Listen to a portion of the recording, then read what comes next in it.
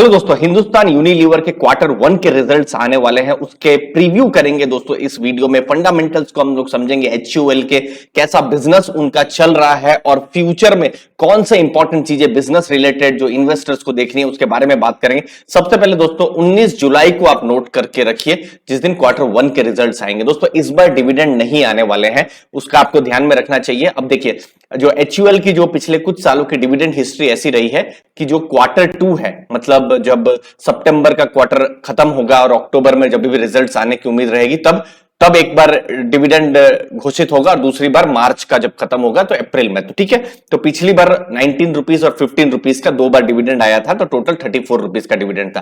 तो अब अगर डिविडेंड है तो अगर प्रैक्टिकली अगर हम कुछ समझ सकते हैं तो क्वार्टर टू के बाद होगा। अब होगा कि नहीं वो हमको तब पता चलेगा, बट फिलहाल ये एक्सपेक्टेशन रख सकते हैं डिविडेंड के बारे में। अब मैं जल्दी से आपको मैं बता दूं कि किस हिसाब से एचयूएल का परफॉर्मेंस रहा है। तो देखिए, अभी शेयर प्राइस 2497 के पास में है, ठीक है।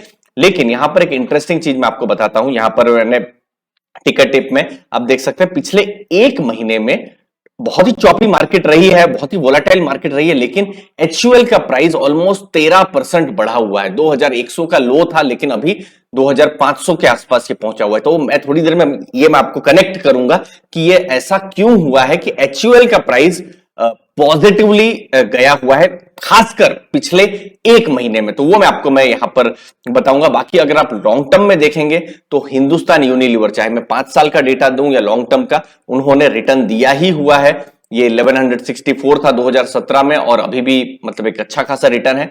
लेकिन मैक्सिमम का जब मैं ये डेटा ला रहा हूं टिकट टिप में, तो एक ऐसा भी समय आया है जब 7-8 साल कोई रिटर्न नहीं दिया है। आप देख सकते हैं 2000 जो था जनवरी 2000 में 248 के पास रिटर्न था, और 2008 में भी आप देख सकते हैं ये वाला। आप यहां पर देखिए 2009 अगस्त में भी आप देखिए 56 के पास था। तो एक ऐसा भी समय आया हुआ है, लेकिन फिलहाल पिछले कुछ सालों से स्टॉक ऊपर है। तो हमको हमारे लिए जरूरी है बिजनेस को समझना। तो देखिए, सबसे पहले मैं आपको पी रेशियो बताता हूं, जो कि 64 है, जो कि थोड़ा ज्यादा है।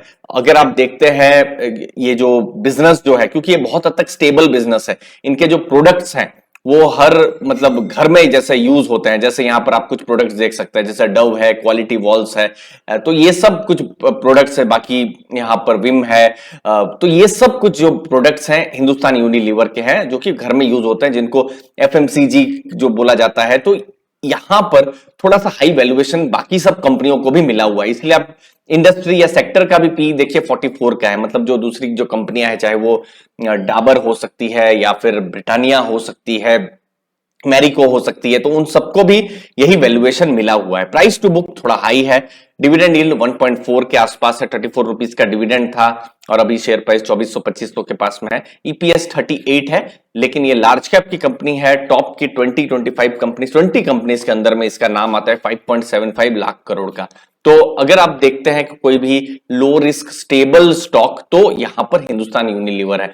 लेकिन क्या यहां पर फ्यूचर में एक हाई रिटर्न जो है इन्वेस्टर्स के एक्सपेक्ट कर सकते हैं? अभी तो 2500 के पास प्राइस है, लेकिन अगर आपकी बाइंग प्राइस समझ लीजिए 2000 की है, 2100 की है, तो फिर तो आप अच्छे खासे प्रॉफिट में है ही। लेकिन 2800-2900 में है तो कहीं ना कहीं आपने महंगे में लिया हुआ है, उसको ध्यान में रखिए, क्योंकि पी रेशियो थोड़ा ज्यादा है। एनालिस्ट की रेटिंग है 76%, जो कि बाई की रेटिंग दे रहे हैं। लेकिन रिटर्न एक्सपेक्टेशन जो यहां मैं टिकर टेप में मैं बता रहा हूं, यहां पर मैं अभी कुछ दिनों से यहां पर मैं एनालिसिस भी कर रहा हूं टिकर टेप में, अपनी जो फंडामेंटल एनालिसिस। तो लो रिटर्न एक्सपेक्टेशन है अभी का जो भी प्राइस है, तो उसके हिसाब से। तो अगर फोरकास्ट अगर अगले साल का जुलाई 2023 का देखें, तो बेस्ट पॉसिबल केस में 2953 रुपए का उन्होंने जो बताया हुआ है फोरकास्ट। लेकिन वर्स्ट केस में 1969 भी हो सकता है, और मीडियन 2510, जो कि अभी ऑलमोस्ट मीडियन के पास ही शेयर प्राइस है। लेकिन चीजें चेंज हो सकती है। कब चेंज होगी? कि अगर रिजल्ट उम्मीद से बहुत ज्यादा अच्छे आ गए। लेकिन मैक्रो लेवल पर भी चैलेंजेस हैं। यूएस का जस्ट डेटा आया हुआ है, जहां पर इन्फ्लेशन वहां पर बहुत ज्यादा है। तो इन्फ्लेशन का अगर प्रॉब्लम रही तो फिर कहीं ना कहीं बिजनेस पर भी नेगेटिव इफेक्ट पड़ेगा, और वो चाहे एचयूएल ही नहीं, बाकी सब कंपनियों में पड़ेगा। तो थोड़ा सा मैक्रो इकोनॉमिक जो इन्वायरमेंट है, थोड़ा सा चॉपी भी है, तो ये सब चीज को ध्यान में रखना है। अब रेवेन्यू ग्रोथ के बारे में मैं बता दूं, जैसे पिछले 3 साल में जो रेवेन्यू ग्रोथ हुआ है लगभग 10% के आसपास हुआ है, लेकिन अब फोरकास्ट किया जा रहा है कि अगले 1 साल में थोड़ा रेवेन्यू का जो फोरकास्ट रहेगा 6.35 रहेगा। तो देखते हैं कैसा होता है, बट फिलहाल बहुत ज्यादा ग्रोथ की उम्मीद नहीं है जो हमको डेटा से पता चल रहा है। बट क्या फाइनेंशियली क्या कंपनी में कुछ रेड फ्लैग्स हैं, कुछ रिस्क है, तो वो भी एक बार टिकर टेप में जल्दी से हम लोग देख लेते हैं। तो देखिए रेवेन्यू उनके 2019 में 39,860 करोड़ थे, जो भी बढ़कर 52,887 करोड़ हो गए। अगर आप नेट इनकम प्रॉफिट्स की बात करें तो 6,054 करोड़ था, जो कि 8,879 करोड़, तो स्टीडीली ग्रो कर रही है। डिफॉल्ट की प्रोबेबिलिटी बिल्कुल ना के बराबर है। क्वालिटी में स्ट्रॉन्ग क्वालिटी कंपनी है, ग्रोथ भी है, लेकिन थोड़ा सा वैल्यूएशन को लेकर थोड़ा सा कंसर्न है, और जो ग्रोथ है वो थोड़ा सा यहां पर ग्रोथ पर थोड़ा सा क्वेश्चन मार्क भी यहां पर है। अब मैं यहां पर मार्जिन पर बता दूं, क्योंकि क्रूड के प्राइस बढ़े, पाम ऑयल के प्राइस बढ़े, तो इनके बिजनेस पर इफेक्ट हुआ है। तो यहां में एबिटा मार्जिन, और ये आप कभी भी एफएमसीजी कंपनीज को देखें तो एबिटा मार्जिन को जरूर देखिए, ठीक है ना। FY19 में 23% था, फिर FY20 में 25.4% हुआ, लेकिन अभी वो घटकर 24.72% हुआ है। देखिए मार्जिन उन्होंने अभी भी संभाल के रखा है। क्यों मार्जिन संभाला होगा? क्योंकि उन्होंने प्राइस इंक्रीज किया हुआ है अपने प्रोडक्ट्स का। लेकिन अगर बहुत ज्यादा भी प्राइस इंक्रीज अगर वो करते हैं तो कहीं ना कहीं डिमांड जो है वो कम हो जाएगी, और रूरल एरिया में, रूरल सेक्टर में अभी भी बहुत जो ग्रोथ जो है अभी भी बहुत नहीं दिखाई दे रहा है। तो ये सब चीजों को हमको ध्यान में रखना है दोस्तों। ये सब डेटा आपको भी मिल सकते हैं अगर आप टिकर टिप में जाए। यहाँ पर एनुअल रिपोर्ट भी है, यहाँ पर लेटेस्ट इन्वेस्टर प्रेजेंटेशन भी है, जो आप टिकर टेप में आपको मिल सकती है। यहां मैं आपके सामने यहाँ पर लोड भी कर रहा हूं, तो आप इन सबको भी दोस्तों एक्सप्लोर कर सकते हैं। और फंडामेंटल्स में जो इंपॉर्टेंट चीजें हैं वो तो मैंने आपको डिटेल में बताई ही है। ये देखिए आपके सामने यहाँ पर लेटेस्ट जो भी उनकी प्रेजेंटेशन है, प्रेजेंटेशन भी यहाँ पर आ गई है, ठीक है ना। अब मैं आप लोगों को, ये प्रेजेंटेशन तो बहुत बड़ी है, लेकिन जो इंपॉर्टेंट पॉइंट्स जो है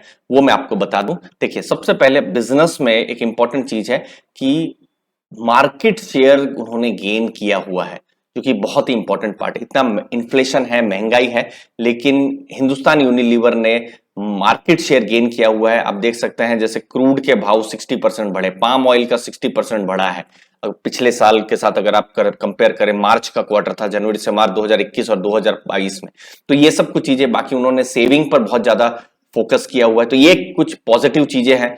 बाकी ओशियन फ्रीट, पाम, इनके भी प्राइसेस बढ़े। तो मैंने पहले कहा था ना थोड़ी देर पहले, तो कि यहां पर क्यों एक महीने का अगर आप देखेंगे तो जो शेयर प्राइस है, एक महीना का यहाँ पर जो शेयर प्राइस है वो बिल्कुल बढ़ा हुआ है। तो उसका बहुत बड़ा रीजन है कि जो पाम के जो प्राइसेस थे, ठीक है ना, ये एक महीना देखिए, तो ये जो पाम के जो प्राइसेस थे जो बढ़े हुए थे, वो अब धीमे या मैं कहूं कम होना शुरू हो गए हैं। और एफएमसीजी कंपनी को इनका डायरेक्ट फायदा मिलेगा, क्योंकि इससे उनके मार्जिन शूट अप हो जाएंगे। शायद ये Q1 के रिजल्ट्स में देखने नहीं मिले, लेकिन ये फ्यूचर के लिए अच्छा है। इन्फ्लेशन जितना कम हो उतना अच्छा। ऑलरेडी आरबीआई के थ्रेशोल्ड से इन्फ्लेशन ज्यादा है। यूएस के भी डेटा आए हुए हैं, क्या डायरेक्टली तो इंपैक्ट नहीं करेंगे, लेकिन एक इनडायरेक्ट इंपैक्ट होता ही है यूएस का, तो वो एक चीज है। हाउस होल्ड्स जो है ज्यादा इन्फ्लेशन एंटिसिपेट कर रहे हैं, तो ये सब चीजें अभी बिजनेस को लेकर थोड़े से चैलेंजेस हैं। दूसरी चीजें हैं, एफएमसीजी मार्केट का भी ग्रोथ नहीं हो रहा है। आप यहां पर देख सकते हैं 12 महीनों में अगर आप देखेंगे जो वॉल्यूम ग्रोथ है 12 महीना का, ये फिर 6 महीनों का, 3 महीनों का वॉल्यूम ग्रोथ कम हो रहा है, वैल्यू ग्रोथ में कम हो रहा है, और वॉल्यूम ग्रोथ भी जो है ये दोनों ही यहां पर कम हो रहा है। तो ये एक इंपॉर्टेंट चीज है।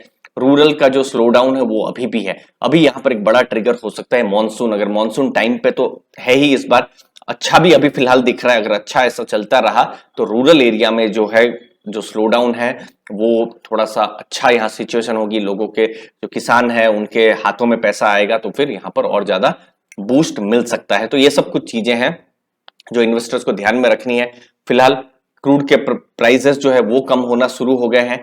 रिजल्ट्स ठीक ठाक आने की उम्मीद है, लेकिन कंपनी थोड़े से हाई वैल्यूएशन मिल रही है, उसको आपको ध्यान में रखना। अगर यही शेयर प्राइस आज 1600, 1800, 1900 में होता तो फिर इंटरेस्ट ज्यादा होता, बट 2500 में है, थोड़ा हाई में ही है। लेकिन अगर रिजल्ट्स बहुत अच्छे आ गए तो फिर मार्केट इसको पॉजिटिवली भी ले सकती है, और जब रिजल्ट्स आएंगे तो हम आपको टारगेट्स भी बताएंगे। तो वेट करते हैं रिजल्ट्स का, मैनेजमेंट कमेंट्री का, रूरल एरिया की डिमांड का, तो इन सब के बारे में हम बात करेंगे। बाकी एक लॉन्ग टर्म की कंपनी है, 100 साल से ज्यादा का इतिहास है। ऐसी ही जो चीजें हैं, प्रॉब्लम्स हैं, आई भी हैं HUL की हिस्ट्री में, लेकिन कंपनी ने इन सबको पॉजिटिवली फेस भी किया हुआ है। तो देखते हैं 19 जुलाई का, वेट करते हैं दोस्तों। हम आपको बताते रहेंगे आपके चैनल अर्ली फाइनेंशियल आजादी में। सब्सक्राइब जरूर करके रखिएगा। थैंक यू मेरे दोस्तों।